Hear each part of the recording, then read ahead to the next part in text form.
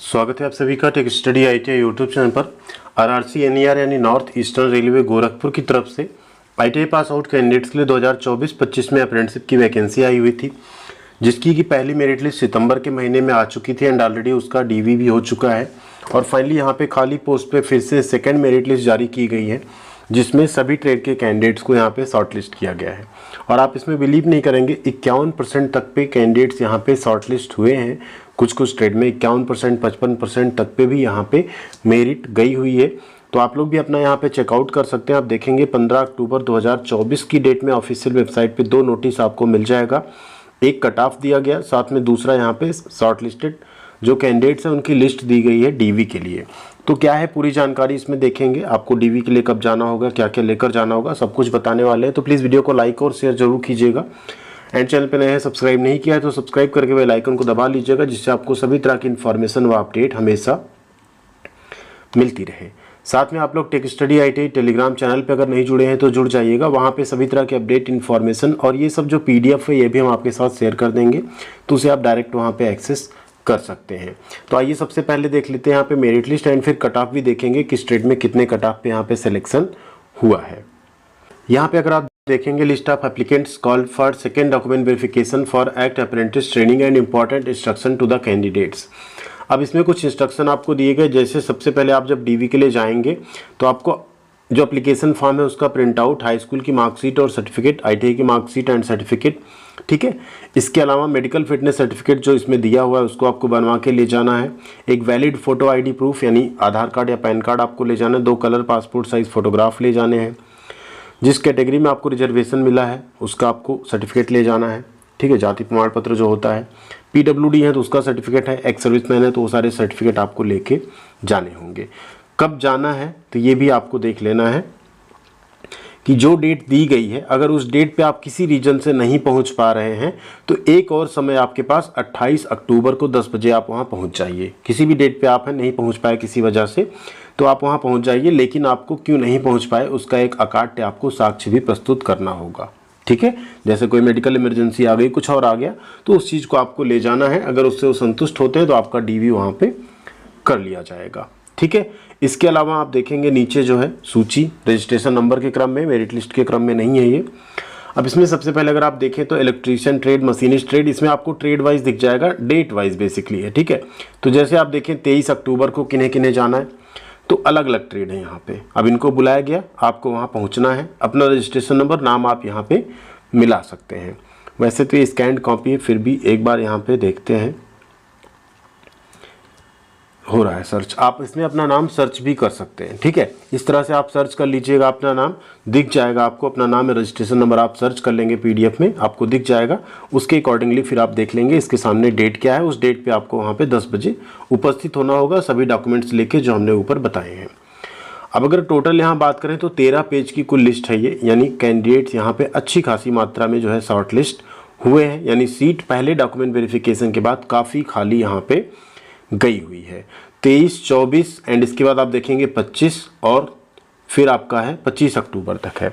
जो 23, 24 या 25 अक्टूबर को नहीं जा सकते किसी रीजन से, उन्हें यहाँ पे 28 अक्टूबर को एक लास्ट अपॉर्चुनिटी मिली है जाने के लिए, उसमें आप जा सकते हैं। उसमें भी अगर आप पहुँच जाते हैं प्रॉपर रीजन के साथ और उसके एक सर्टिफिकेट या डॉक्यूमेंट के साथ, तो आप वहाँ पे अपना डीवी करवा सकते हैं। अब बात करें मेडिकल फिटनेस सर्टिफिकेट की, तो वो नोटिफिकेशन में दिया गया, अगर उसकी आपको ज़रूरत है, नहीं है आपके पास तो भी अभी आपको हम दिखा देंगे कहाँ से मिलेगा, साथ में हम टेलीग्राम पे भी शेयर कर देंगे। बात कर लेते हैं कट ऑफ कितनी गई। तो देखिए सेकेंड डॉक्यूमेंट वेरिफिकेशन में जो फर्स्ट डीबी हुआ उससे कट ऑफ थोड़ा डाउन होती है हमेशा। अब इसमें अगर आप देखें कारपेंटर ट्रेड का unreserved, EWS, SC, ST, OBC, ex serviceman, PWD, आप देखिए 51% पे सिलेक्शन हुआ, 54, 57, 68, 76 और 67% पे सिलेक्शन हुआ है। इलेक्ट्रीशियन ट्रेड में देखें तो 85, यहाँ तो जनरली कट ऑफ डाउन नहीं जाती है, फिर भी 81 तक यहाँ पे आई, 86, 83 ये यहाँ पे बेंचमार्क है। इसके बाद अगर थर्ड लिस्ट आती तो वहाँ पे 80 तक पे भी सिलेक्शन हो सकता है।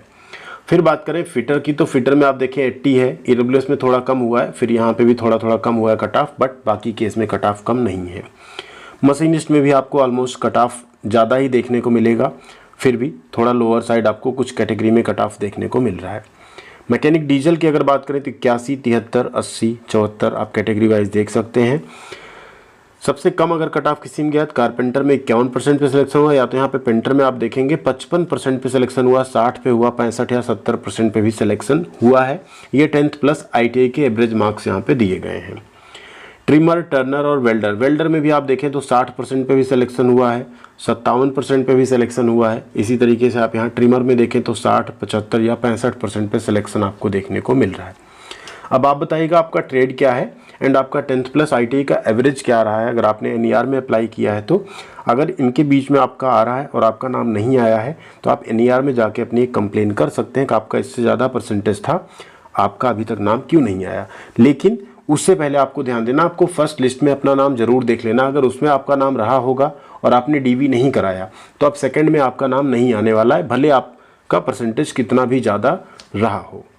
बात करें अगर मेडिकल फिटनेस सर्टिफिकेट की तो यहाँ पे देखिए फॉर्मेट दिया हुआ है मेडिकल फिटनेस सर्टिफिकेट का, इसे आपको डाउनलोड कर लेना है, इसी को आपको बनवा के ले जाना है। ठीक है, इसको अगर आप यहाँ डाउनलोड करेंगे देखेंगे कुछ इस तरह से ये फॉर्मेट रहेगा, जिसे आप लोगों को डिस्ट्रिक्ट हॉस्पिटल से जाके बनवा लेना है। यहाँ पे अपना एक रिसेंट पासपोर्ट साइज़ फ़ोटो चिपका लेना है और इस सारी चीज़ को फिल करके यहाँ पे आप सबमिट करेंगे। 1 रुपये की पर्ची या कुछ कटवा के वहाँ पे, इसमें आपकी सारी जो चीज़ें हैं वो चेक करके यहाँ पे फिल कर दी जाएंगी एंड इसको आपको बोथ साइड प्रिंट करना है। ठीक है, एक ही पेज पे दोनों साइड प्रिंट करा लेना है और इसको आपको बनवा के ले जाना है। ठीक है, बाकी कोई आपका यहाँ पे डाउट हो, कुछ भी आपको ना समझ आया हो तो आप एक बार कमेंट करके पूछ सकते हैं। एंड बात करें इस अप्रेंटिसशिप को करने के बेनिफिट आपको क्या क्या मिलेंगे, तो देखिए बेनिफिट्स आपको रेलवे अप्रेंटिसशिप को जो मिलते हैं हम बार बार आपको बताते आए हैं।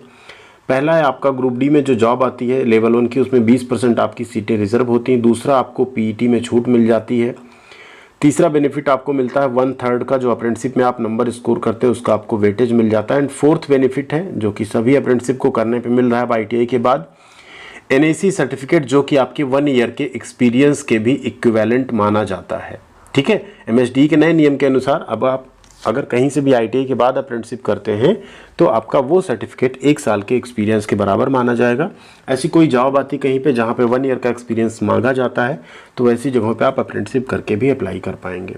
तो ये सारे बेनिफिट्स हैं जो आपको रेलवे अप्रेंटिसशिप करने के बाद मिलेंगे, तो उसके अकॉर्डिंगली आप सोच समझ के डिसीजन लीजिएगा, तभी आप यहाँ पे अप्रेंटिसशिप कीजिएगा एंड साथ में अपनी तैयारी भी आप लोग जारी रखिए। जहाँ भी आप हैं, पढ़ाई कर रहे हो, जॉब कर रहे हो, अप्रेंटिसशिप कर रहे हो, थोड़ा समय निकाल के अपनी तैयारी जरूर अच्छा करिए, क्योंकि आने वाले टाइम में वैकेंसीज़ आने वाली हैं, ग्रुप डी की भी और भी वैकेंसीज़ आपको देखने को मिलेंगी। थैंक यू वेरी मच, ख्याल रखिएगा अपना, मिलते हैं अगले अपडेट के साथ अगले वीडियो में।